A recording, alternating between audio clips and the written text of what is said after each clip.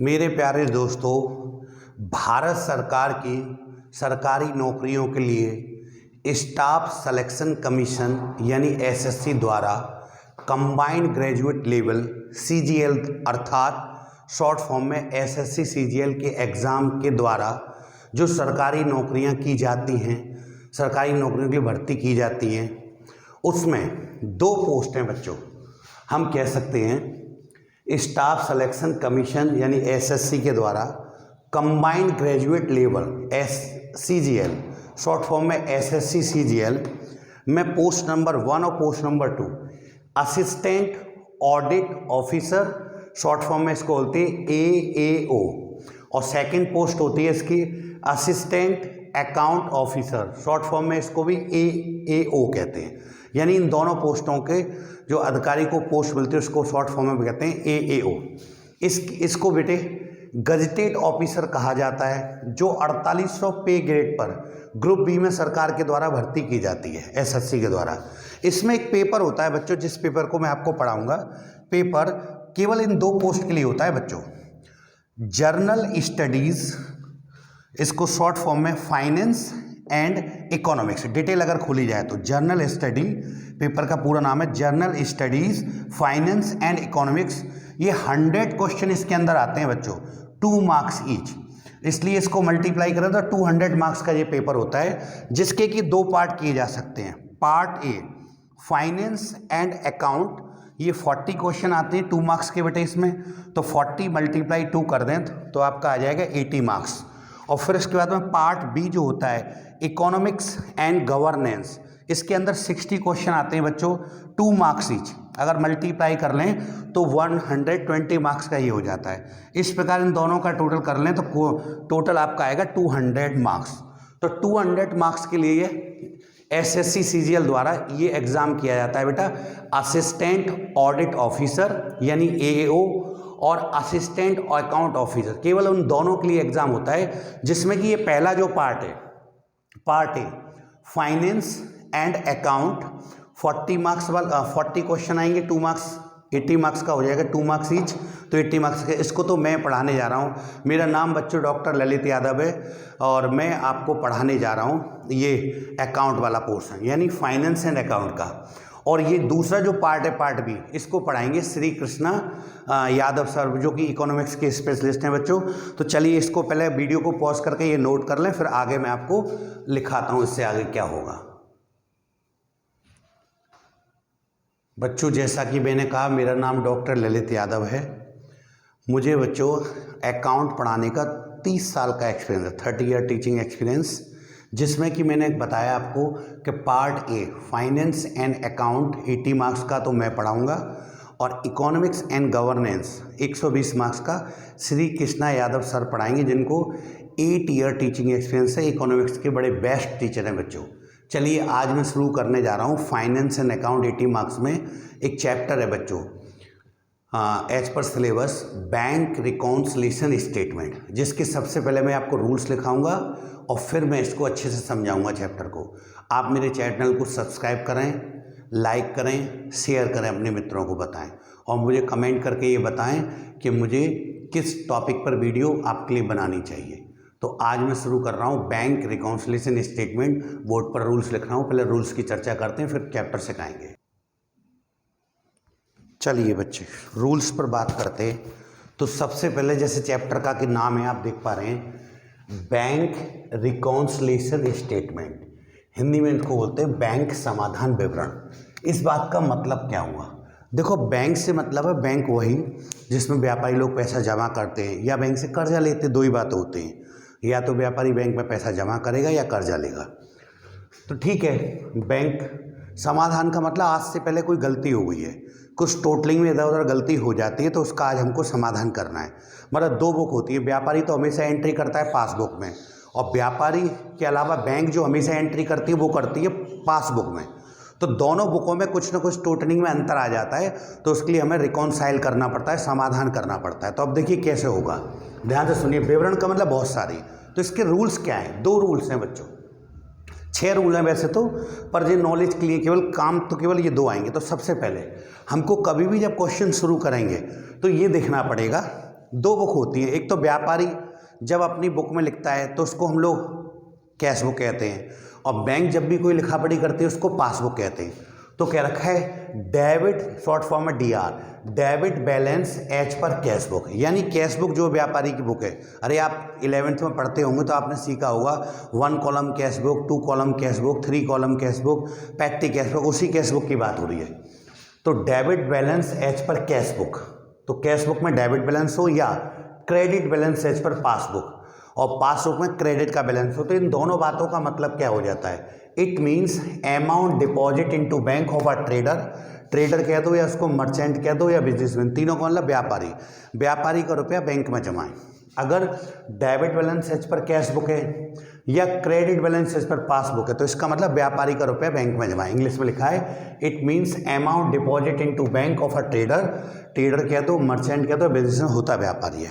अगर इन दोनों बातों को जस्ट पलट दिया जाए, अच्छा नियम के नाम पे आपको एक बात याद रखनी है हमेशा कि debit balance as per cash book को याद रखिए तो चारों बात अपने आप हो जाएंगी। भाई debit balance as per cash book है तो पैसा जमा है, तो पासबुक के अनुसार कौन सा बैलेंस होगा, क्रेडिट बैलेंस तब जमा होगा।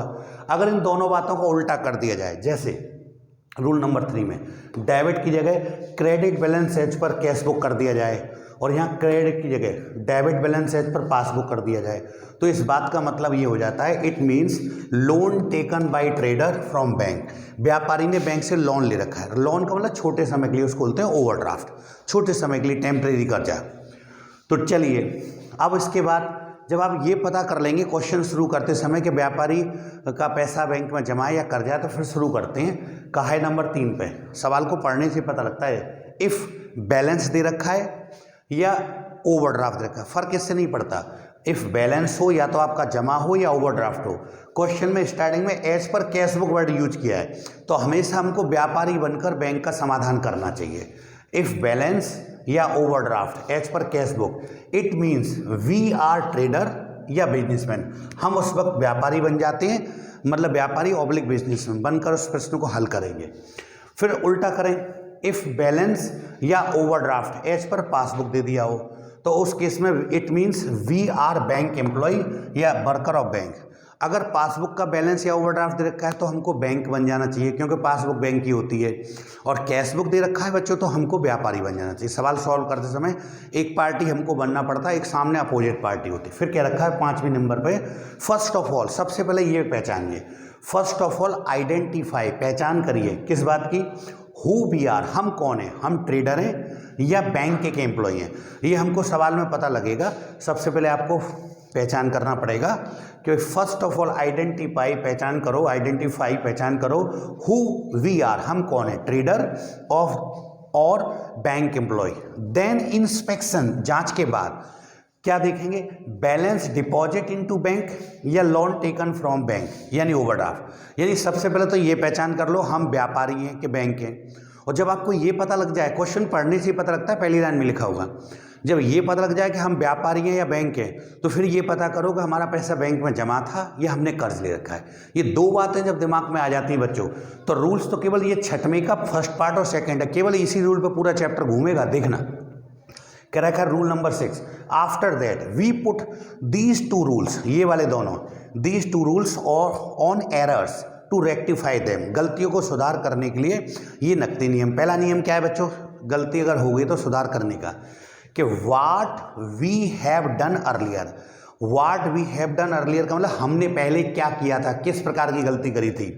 Now we do just opposite, opposite of it, अब उस गलती का जस्ट उल्टा कर देंगे। मतलब जो हमने, मैंने हिंदी में भी लिख दिया आप लोगों के लिए, जो हमने पहले किया था अब उसका उल्टा करेंगे।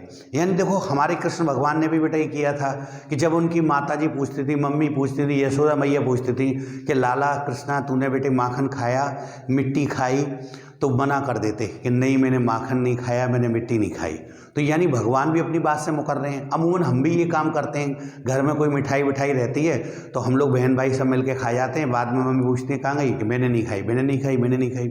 तो अमूमन हम अपनी बात से मुकरते हैं। जबकि देखिए दूसरा नियम क्या कहता है, वाट हैव अपोजिट साइडर यानी other party done earlier, now we do same to same. इसका मतलब है व्हाट हैव अपोजिट साइडर, सामने वाली पार्टी, यानी अदर पार्टी डन अर्लियर, जो सामने वाली पार्टी ने किया था, now we do same to same of it, अब उस जैसा हम भी करेंगे। चलिए मैं बात को हिंदी में समझाता हूँ। जो सामने वाले पक्षकार ने पहले किया था वैसा अब हम भी करेंगे। तो ये दो नियम है बच्चों। देखिए ये दूसरा नियम क्या है, तो बिल्कुल प्रैक्टिकल वे पे। जैसे देखिए अभी आप लोग एसएससी सीजीएल का पेपर दे रहे हैं और आप मान लीजिए बनना चाहते हैं असिस्टेंट ऑडिट ऑफिसर एएओ या असिस्टेंट अकाउंट ऑफिसर एएओ। तो इसको बनने के लिए आपको क्या करना पड़ेगा, इससे पहले जो लोग बने उनकी नकल करनी है। उन्होंने जो पढ़ाई करी, उन्होंने परीक्षा दी, उन जैसे नंबर लाई, उन जैसी मेहनत करी, आप भी बन जाएंगे। और भी कोई पोस्ट आर्मी में IG, DIG, colonel, brigadier, SP, DM, प्रधानमंत्री, मुख्यमंत्री, जो भी आप बनना चाहते हैं आपको उस जैसा करना पड़ेगा जैसे आपसे पहले जो कर चुके, जो लोग बने उन्होंने जो किया वो आप भी करो। तो कहने का मतलब है हमेशा हम सामने वाले की नकल करते हैं। और साधारण बात से बताऊं तो देखिए वैसे अमूमन हम सबके यहाँ कुछ भी खाना पीना बन सकता है, पर ये नौ दुर्गा जो आती है, नौ देवी आती हैं, तो अमूमन होता है क्या, सबके यहाँ नौ देवी अष्टमी वगैरह जब पूजा हो रही होती है तो सबके यहाँ एक सा खाना बनेगा। वही आलू बैगन की सब्जी, वही हलवा, चना का प्रसाद लगेगा और खीर बनेगी, वही कन्या लांगोरा जमाएंगे। लगभग सब घरों में होता है। दीपावली आती है तो सब जने होड़ करते हैं, सब झल्लर बल्लर टांग लेते हैं, सब लक्ष्मी गणेश की पूजा कर रहे हैं, सब वो रक्षाबंधन आता तो सब बहनें राखी बांध रही होती हैं। मतलब देश में होता है क्या, सामने वाले की नकल करते हैं। लेडीज़ लोग तो मुन पूछते हैं बहन जी अब कब बाँसुड़ा कर रही हैं, आप भी जब बाँसुड़ा करेंगे हम भी जब बाँसुड़ा करेंगे। कभी कभी दो दो त्यौहार हो जाते हैं तो बच्चों आपस में सलाह लेती हैं लेडीज़ लोग के, दीदी आप ये कब कर रहे हैं, आप ये कब कर रहे हो, तब हम करेंगे। तो अमूमन होता है क्या, सामने वाले की होड़ करना।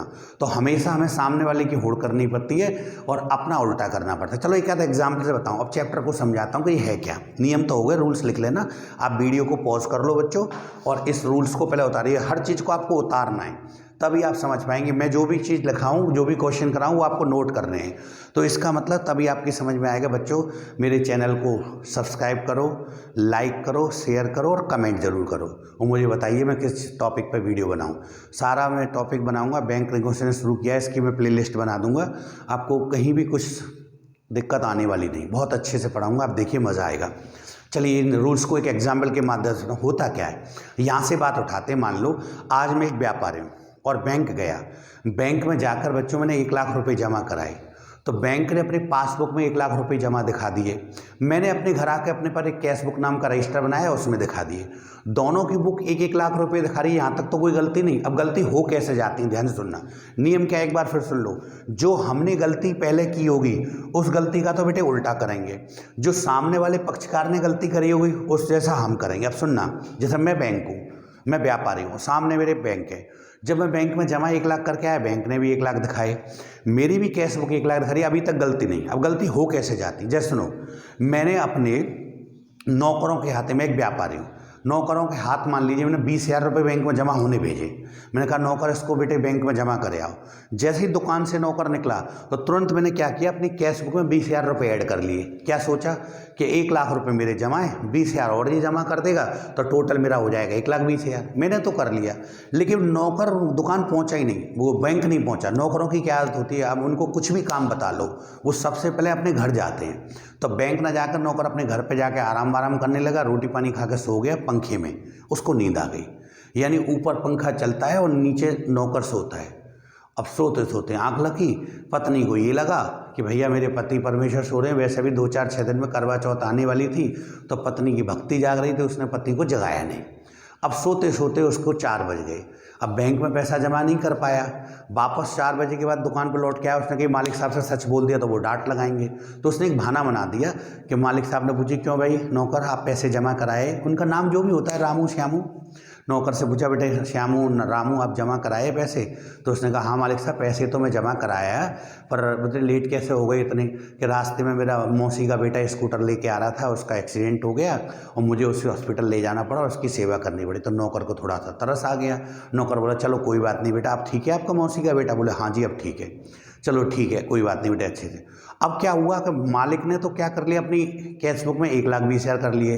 अब बैंक के पास वो पहुंचे नहीं। अच्छा, नौकर के मन में क्या ही, कल सुबह जैसे ही बैंक खुलेंगी, सुबह सुबह अर्ली इन द मॉर्निंग बंद कर जमा कर दूंगा जाके। लेकिन अचानक हुआ क्या, मैंने कहा ना हमारा देश त्योहारों का देश है, फेस्टिवल का देश है। यहाँ पर 365 दिन में 400 त्यौहार मनाए जाते हैं, क्योंकि पूरे देश में कहीं ना कहीं बेटा बहुत सारे प्रदेश हैं, कहीं ना कहीं त्यौहार मन रहा होता है।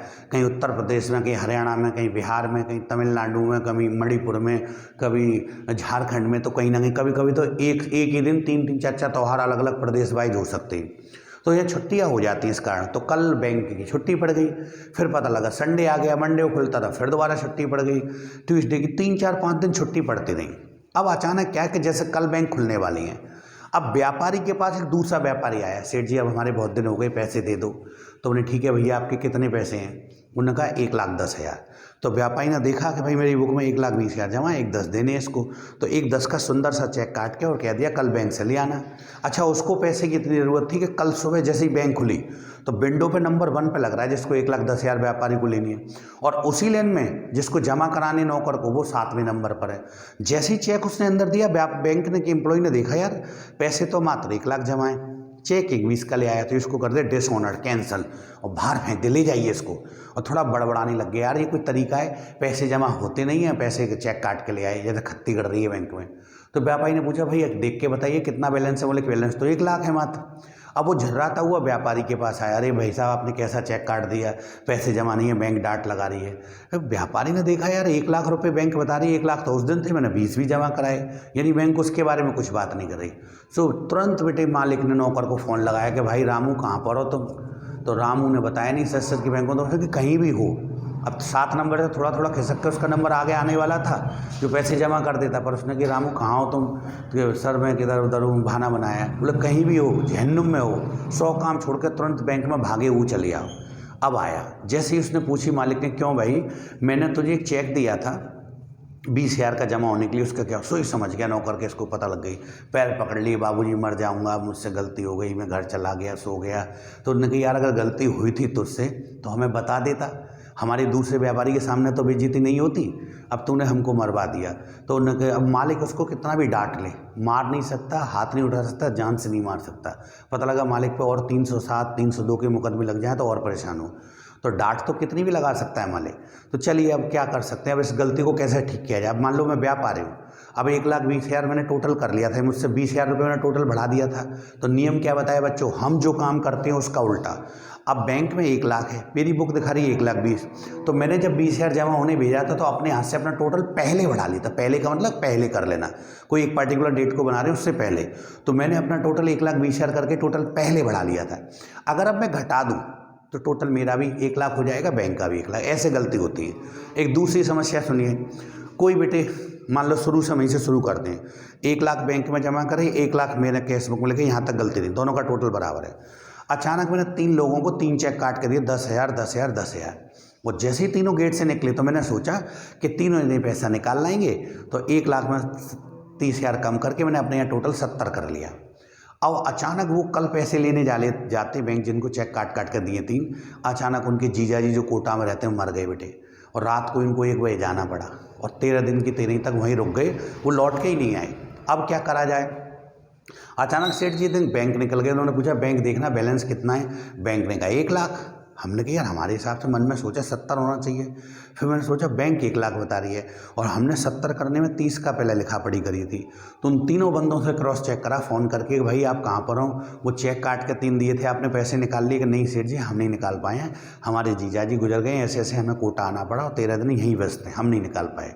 तो अब ठीक है, हमने जो गलती करी है उसका उल्टा। जब हमने 30,000 रुपये के चेक इशू करके दिए थे पहले, तो हमने अपने हाथ से टोटल घटाया था। हम जो काम करते हैं उसका उल्टा। अगर मैं दोबारा 30,000 रुपये बढ़ा लूँ तो 70 में 30 ऐड कर दूंगा, दोबारा 1,00,000 हो जाएगा। ऐसे गलतियाँ होती हैं। तो चलिए अब दूसरे एंगल से बताऊँ, सामने वाला गलती कैसे करता है। मान लो वो बैंक है, बैंक हमारे लिए सामने वाली पार्टी, अगर मैं व्यापारी बन के सवाल को सॉल्व कर रहा हूँ तो सामने वाली पार्टी बैंक है।